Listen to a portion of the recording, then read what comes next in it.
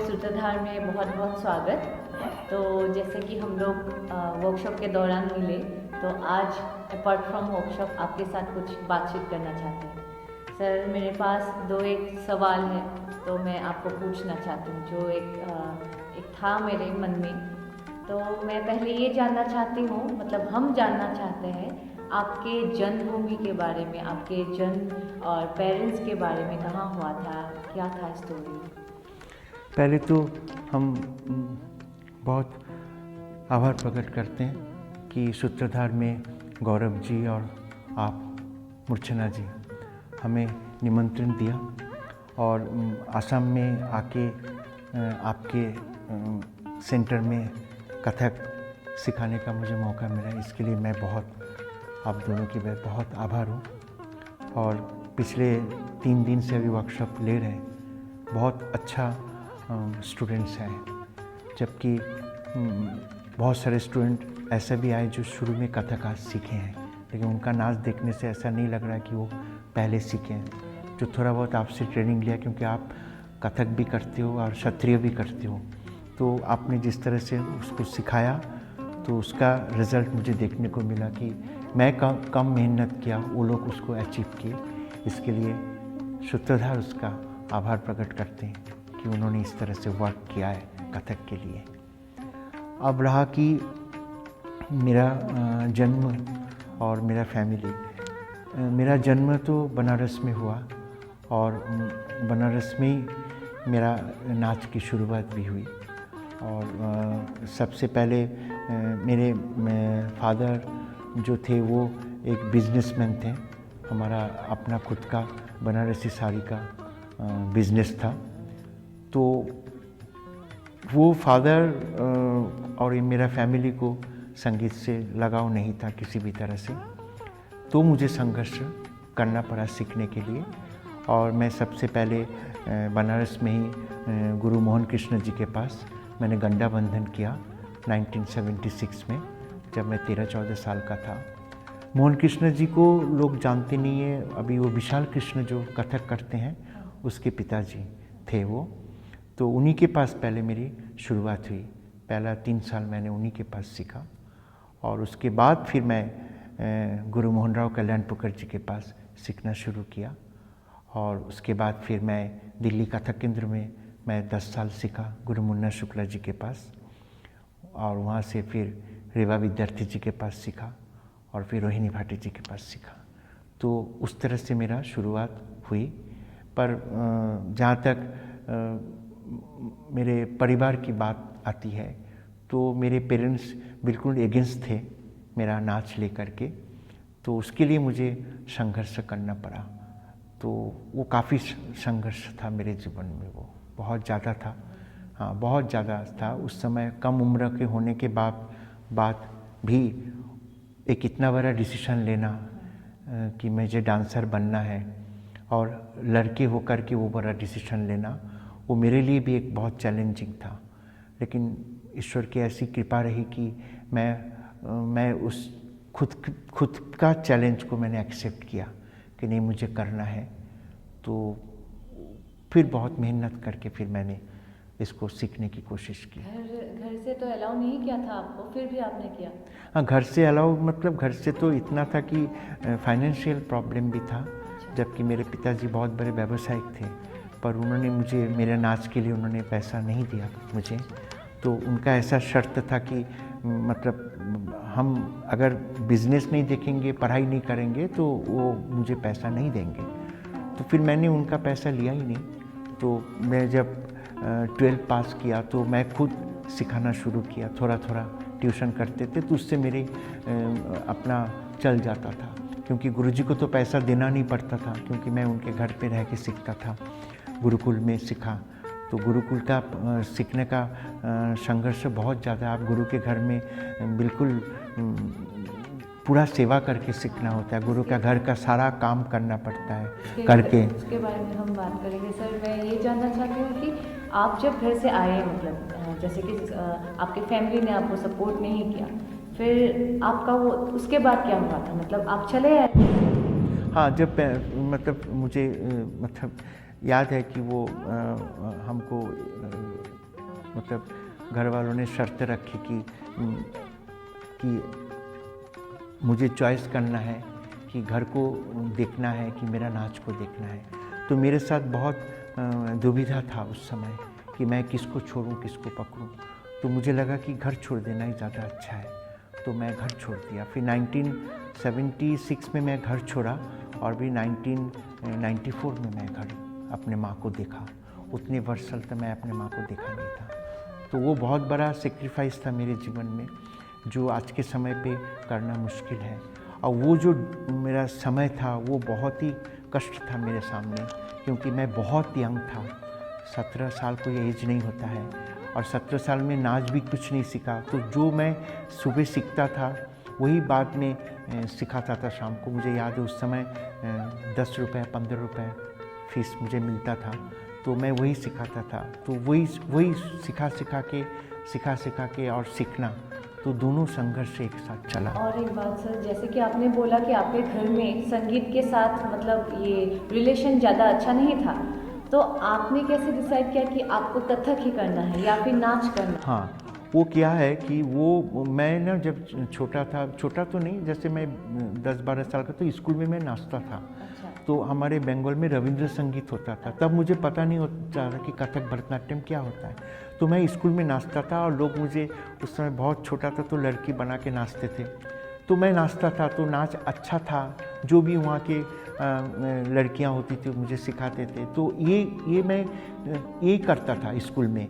तो एक सर थे, हमारे आर्ट के सर थे, नागेंद्र माधव भट्टाचार्य करके, वो शायद अभी सुना कि वो अभी नहीं है इस दुनिया में। तो उन्होंने मुझे बोला कि तुम इस तरह से नाच सीखते हो तो इसका कोई फ़ायदा नहीं है, तुम क्लासिकल नाच सीखो। तो उन्होंने सबसे पहले मुझे बोला कथक सीखो, और उन्होंने ही वो गुरुजी का नाम भी दिया, और वहीं से मेरा सीखना शुरू हुआ कथक। ओके। और आप जब गुरु के पास गए तो एकदम पहली वाली मुलाकात कैसा था? मतलब मुझे पता नहीं था। तो मैं जब गया उनकी स्कूल में, रामशाह संगीत विद्यालय में, तो गुरुजी मुझे बोले कि उस समय गुरुजी का फीस था 10 रुपया जनरल क्लास का, और स्पेशल क्लास का 15 रुपये 20 रुपये ऐसा कुछ था। तो उस समय तो बहुत था मतलब 74 75 में 76 में 10 रुपये कुछ माने रखता है। तो मैंने बोला कि मेरे पास तो पैसा नहीं है। तो गुरुजी बोले कि फिर गंडा बंध के सीखो। तो मुझे नहीं पता था कि गंडा बांधने के बाद उसका इफेक्ट कितना होगा, वो मुझे समझ में नहीं आया। तो मैं बिना कुछ सोचे मैंने बोला कि मैं गंडा बांधूंगा। तो जब गंडा बांध लिया तब मुझे पता चला कि गंडा बांधने के बाद गुरु का सेवा कितना करता, वो भयंकर था। वो गुरुजी के घर में बिल्कुल सुबह से शाम तक रहना, गुरुजी के घर में झाड़ू पोछा करना, गुरुजी का कपड़ा धोना, ये सब करके सीखना पड़ता था। जो आपने बोला गंडा बांधना, वो क्या होता? गंडा मतलब शागिर्द बनना पड़ता है। मतलब आप जब कोई गुरु आपको ईश्वर को साक्षी रख के आपको शागिर्द बनाता है तो आपको मतलब वो गुरु संपूर्ण विद्या आपको देने के लिए कोशिश करता है। और आप इतना ईमानदार होना चाहिए कि उस गुरु के प्रति आपका ईमानदार ज़बरदस्त होना चाहिए। तो उसको गंडे बंदे शागिर्द बोलते हैं। तो गंडा बंदा शागिर्द सब लोग नहीं होते हैं, बहुत रेयर गंडा बांधते हैं गुरु लोग। तो मुझे बोले थे कि आपको हम गंडा बांधेंगे। तो मैं गंडा बांधने के बाद मुझे पता नहीं था कि गंडा बंधन के बाद क्या होता है। तो गंडा बंधन के बाद की जो तालीम थी वो बहुत कठिन थी। और मेरे गुरुजी अपने बेटे विशाल कृष्ण को भी गंडा नहीं बांधे, क्योंकि जब विशाल कृष्ण का जन्म हुआ तब गुरुजी 55-56 साल के थे। तो गुरुजी ने विशाल को भी गंडा नहीं बांधे। गुरुजी के जीवन में मैं ही अकेला था गंडा बंदे शागिर्द, उन्होंने किसी को गंडा नहीं बांधे। तो फिर वो गंडा बांधने के बाद वो जो मेहनत था वो कठिन था, वो बहुत कठिन था। वो गुरु का सेवा करके ही सीखना पड़ता है। इसी बीच मतलब ये भी आ जाता है शायद गुरु शिष्य परंपरा। वही गुरु शिष्य परंपरा है, उसी को गुरु शिष्य परंपरा बोलते हैं। आप 24 घंटा गुरु के साथ रहते हैं, 24 घंटा गुरु के सानिध्य में रहते हैं और गुरु के साथ उठना बैठना वो पूरा एक ऐसा लगता है कि गुरु ही सब कुछ है। तो वो हो जाता है, उसी को गुरु शिष्य परंपरा बोलते हैं। हाँ, अभी के जनरेशन में गुरु शिष्य परंपरा के बारे में आप क्या बोलना चाहते हैं? अभी के जनरेशन में अभी वर्तमान समय पे गुरु शिष्य परंपरा तो बहुत कठिन है। अभी स्टूडेंट उस तरह से करके नहीं सीख सकते हैं, क्योंकि अभी स्टूडेंट का मन बहुत वो है, क्या बोलते हैं, बिखरा हुआ है। जैसे मैं सिखाता हूँ कथक केंद्र में, मेरे पास भी लड़कियाँ हैं, लड़के भी हैं, पर वो मन कंट्रोल में नहीं है उनका, क्योंकि उनके पास इंस्टाग्राम है, व्हाट्सएप है, तो वो उसी में उलझे हुए हैं। वो आपके समय पे गुरु के पास रहना, 24 घंटा गुरु के साथ रहना, गुरु को ही देखना, वो मुश्किल है। होता होगा, रेयर होता होगा, बहुत रेयर, ऐसा संभव नहीं है अभी होना। अभी अगर मुझे ऐसा लगता है किसी गुरु का अगर ऐसे शिष्य मिले तो उस गुरु की नसीब है कि उसको ऐसा शिष्य मिला। नहीं, मुश्किल है वो होना। गुरु मिलना मुश्किल था, शिष्य मिलना मुश्किल है, वो मुश्किल है, क्योंकि अभी बहुत है। आप किसी को भी अगर आप बोलते कि मेरे साथ आप रहो तो 4 दिन रहने के बाद 5 दिन, क्यों अनुशासन में रहना पड़ता है। आपको गुरु के घर में रहेंगे, आप 24 घंटा रियाज करेंगे, गुरु के साथ साथ घूमेंगे, बैठेंगे, उठेंगे। आज के स्टूडेंट में बहुत प्रॉब्लम है, बहुत प्रॉब्लम और है। एक बात सर इसी बीच पूछना चाहती हूँ सर, जो नाच आप लेके चल रहे हो ये बाद में कौन कंटिन्यू करेगा, आपको क्या लगता है? आपके गुरु के जो परंपरा है, जो नाच है, वो कैसे? मैं ये बात बहुत लोगों ने मुझसे पूछा था, क्योंकि वो थोड़ा मुश्किल ऐसा लगता है कि किसी एक शैली को लेके इतने दिन तक, क्योंकि मैं कुछ भी नहीं तो मैं कम से कम 20 साल सीखा है।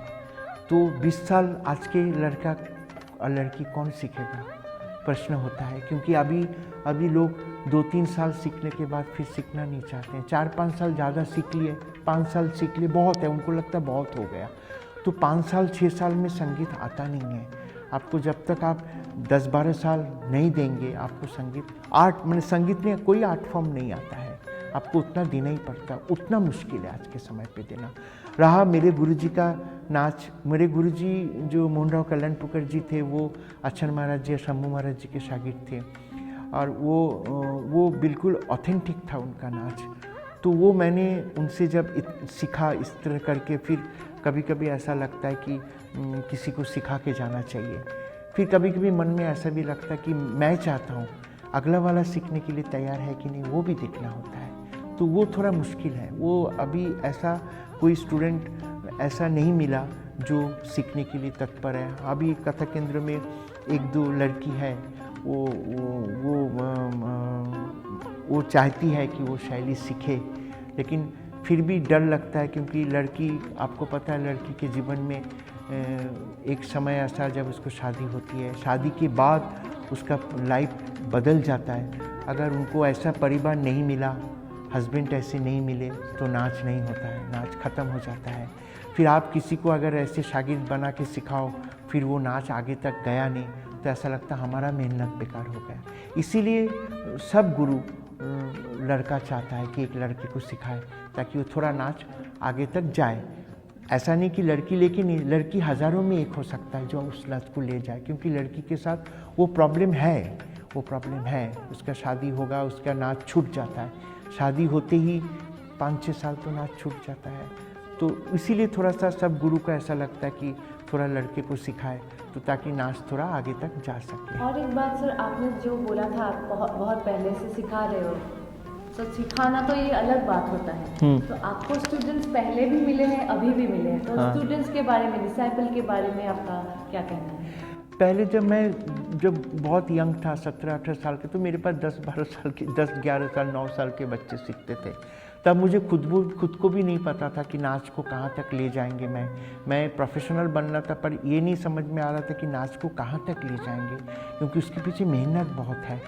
तो उस समय के स्टूडेंट तो मुझे याद नहीं। अभी जो वर्तमान में स्टूडेंट है उसमें से अगर मैं अपने केंद्र में सोचता हूँ तो उसमें से 50-55 लड़कियों में से 1-2 लड़की ऐसे हो सकता है जो थोड़ा नाच को आगे तक ले जाने के लिए सोचते हैं, बाकी तो सब शौकिया सीखते हैं। मैक्सिमम जो स्टूडेंट होते हैं आजकल सब शौकिया ही है, उनको एक आर्ट फॉर्म सीखना है इसलिए वो सीखते हैं। उसको प्रोफेशन करना तो बहुत कठिन काम है, प्रोफेशन करना ही कठिन काम है, इतना आसान नहीं है प्रोफेशन करना। जो संगीत है सर, जो कला है आज के ज़माने में और पहले जो था, उसका डिफरेंस आपको क्या लगता है? आजकल मतलब क्या हो गया है अभी कला? अभी तो देखिए, अभी क्या है कि अगर हम 30 साल के पहले की बात बोले और 30 साल के बाद, अभी डिजिटल समय हो गया, अभी एक्सपोजर बहुत ज़्यादा है। एक्सपोजर ज़्यादा होने से स्टूडेंट डिस्ट्रैक्ट होते हैं। अगर हम 40 साल पहले बात करते हैं तो जब हम सीखते थे तो हमारे पास मोबाइल नहीं था, तो माइंड डिस्ट्रैक्ट नहीं होता था, क्योंकि हमारे पास कोई ऑप्शन ही नहीं है। हमें अगर किसी के पास जाता है, घर में जाके उनसे बात करना पड़ता है। अब क्या है, अभी डिजिटल का वर्ल्ड होने से क्या होता है, ऑप्शन ज़्यादा है, तो ऑप्शन ज़्यादा होने से स्टूडेंट डिस्ट्रैक्ट रहते हैं। इसलिए मैक्सिमम जो रियाज़ है वो रियाज़ अब स्टूडेंट कर नहीं पाते, क्योंकि उनको रियाज़ करने के समय ही नहीं है, उनको रियाज़ के लिए सोच ही नहीं पाते हैं, क्योंकि उनके पास बाकी एक्टिविटीज़ ज़्यादा होते हैं, तो उसमें वो इन्वॉल्व ज़्यादा होते हैं। वो अपनी जो शैली सीखते हैं उसमें उनका कम इन्वॉल्वमेंट रहता है। ऐसा नहीं कि है नहीं है, पर वो रेशियो आप देखेंगे तो जो है वो कम है, जो नहीं है वो ज़्यादा है।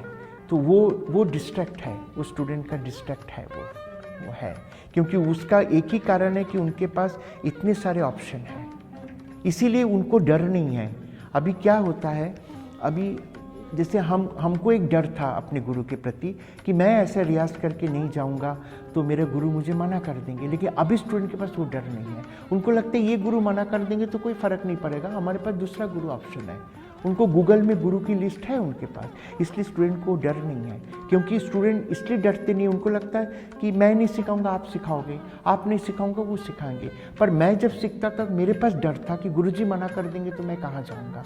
तो वो भावना, वो डेडिकेशन अभी स्टूडेंट के पास नहीं है। अभी आपके पास इतना सारा एक्सपीरियंस है, लाइफ का एक्सपीरियंस है, नाच का है, आर्ट का है, बहुत सारा है। तो मैं ये जानना चाहती हूँ सबसे ज़रूरी इम्पॉर्टेंट आपकी लाइफ में क्या है अभी? तो देखिए क्या है, मैं शुरू से ही मैं खुद साइंस का स्टूडेंट रहा, तो बीच में जब कॉलेज आने के पहले मेडिकल करने की इच्छा थी, वो जब छोड़ा नाच के लिए, तो फिर नाच छोड़ के दूसरा कुछ और देखा ही नहीं मैंने कभी। मेरे जीवन में मैं नाच और मेरे गुरु के बीच में कुछ भी नहीं था, कुछ भी नहीं था। मतलब मुझे कभी कभी ऐसा लगा ही नहीं कि मैं कब 20 साल का हुआ, कब 50 साल का हो गया, पता ही नहीं चला।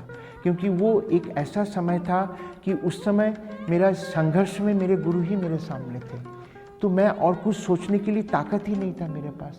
मुझे पता ही नहीं होता था कि मैं तो कभी ऐसा कि बहुत अच्छा कपड़ा पहन के कहीं जाना होता है, ये भी मैं समझ नहीं पाता था कि इस जगह जाएंगे तो ऐसा कपड़ा पहन के, सिर्फ नाच नाच नाच नाच नाच, गुरुजी जहाँ जाते थे वहीं जाना, और कुछ समझते नहीं थे।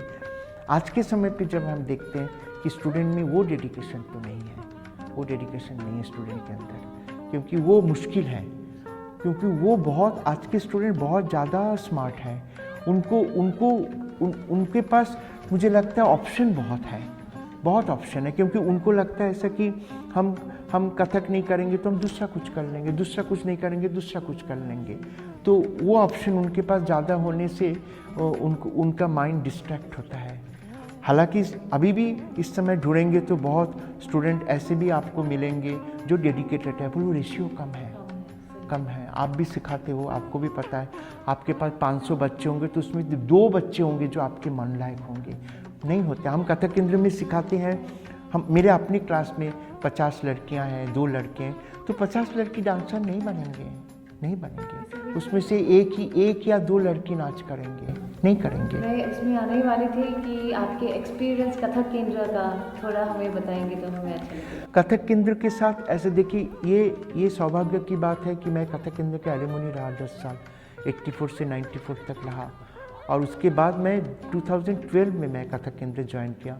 जब मैं बाहर ICCR होके आया, सब काम करके तब हम समझ लीजिए 47-48 में कथक केंद्र ज्वाइन किया। तो बहुत है, कथक केंद्र का बहुत बड़ा अनुदान मेरे ऊपर है। आज सारा दुनिया हमको जानते हैं क्योंकि हम कथक केंद्र में काम करते हैं। तो वो बहुत बड़ा प्लेटफॉर्म है। और कथक केंद्र में 10 साल में मैंने बहुत कुछ केंद्र से सीखा और केंद्र को भी बहुत कुछ मैंने देने की कोशिश की।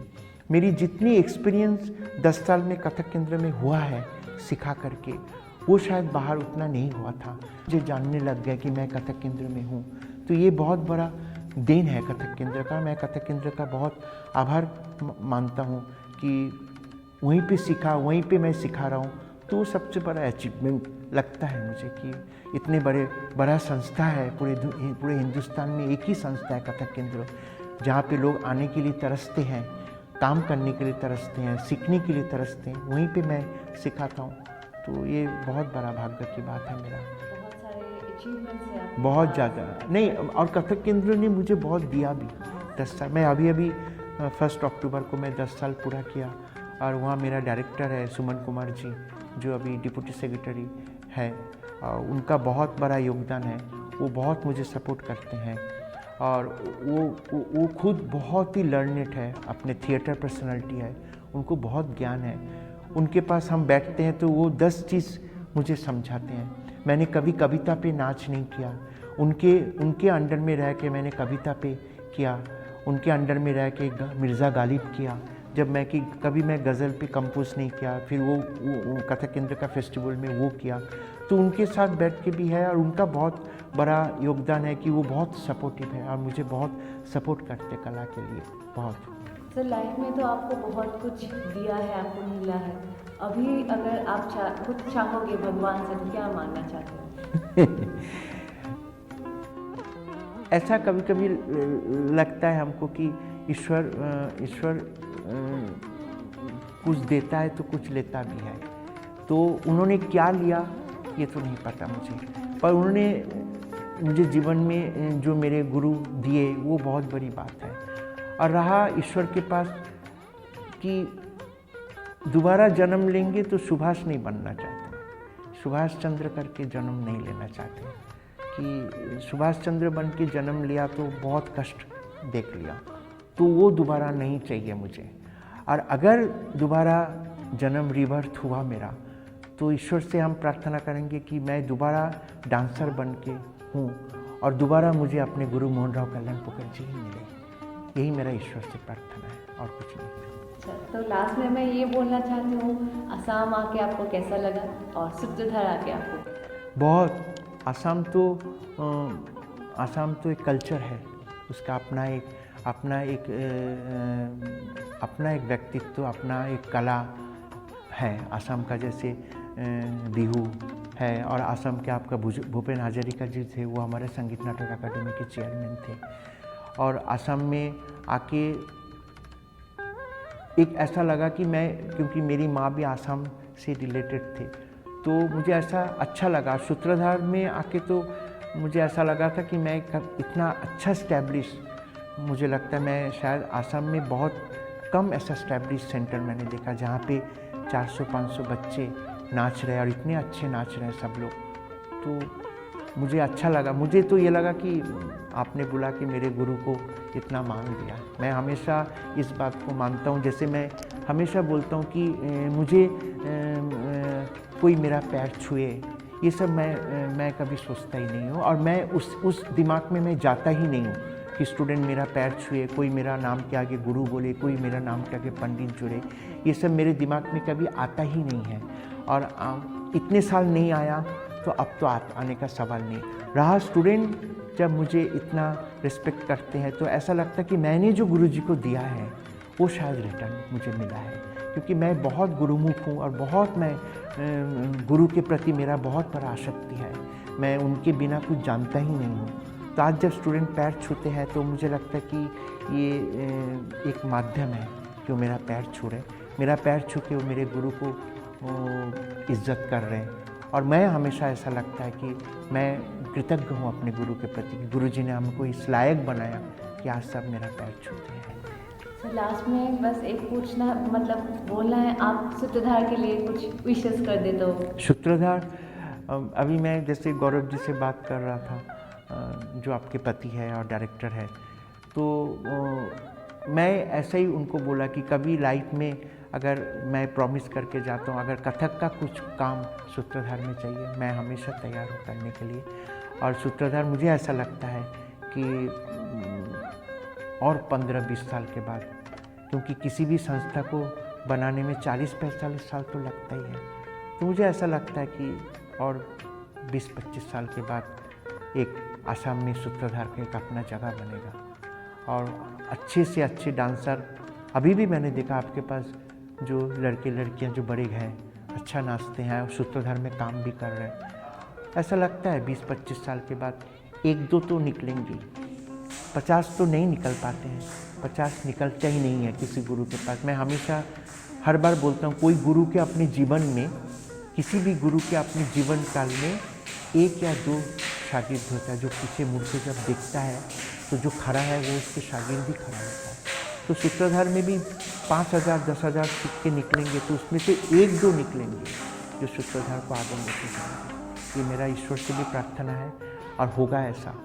पता नहीं 20 साल के बाद मैं रहूँगा कि नहीं दुनिया में, पर ये ज़रूर होगा, ये मेरा विश्वास है। और आप दोनों की मेहनत है तो होगा ही होगा। बहुत बहुत धन्यवाद सर, बहुत अच्छा लगा आपके साथ बात करके। मुझे फिर भी ऐसे मिलेंगे, फिर से बात करेंगे। बिल्कुल बिल्कुल, मुझे बुलाने के लिए बहुत धन्यवाद, आपको भी और गौरव जी को भी।